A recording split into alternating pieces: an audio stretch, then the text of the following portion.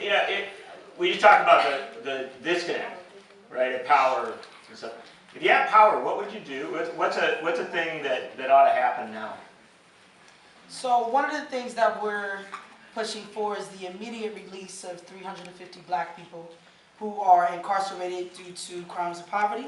We get the number from, if there was no structural racism in the prison or jail system, then the population in the jail should mirror or reflect the jail, the county or the city's population. So the county is currently about 5%, so the jail should only be 5%, but actually 5% black, but actually the jail is close to 50% black.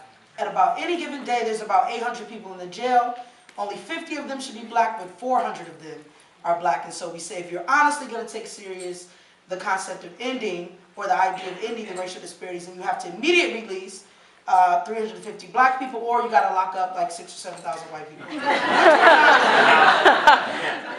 Which we're not. You're not proposing.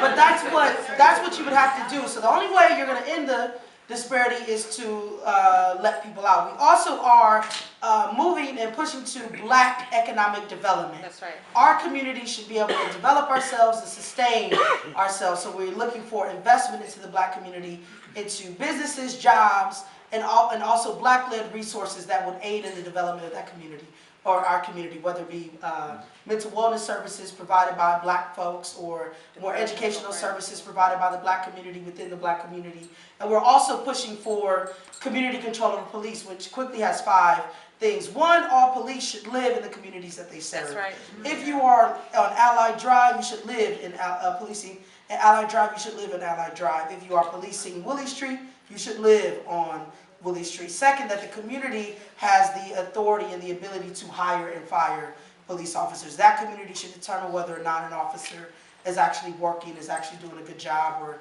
not doing a good job.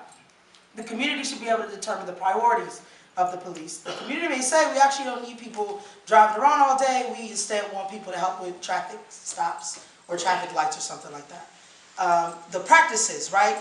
The community should be able to say we do want our police to shoot people, we don't want our police to shoot people. We should, the community should decide what it is that adequate and safe policing looks like and reflects for that community. So practices, policies, and priorities of the policing. So that's what we are pushing for, immediate community control over police.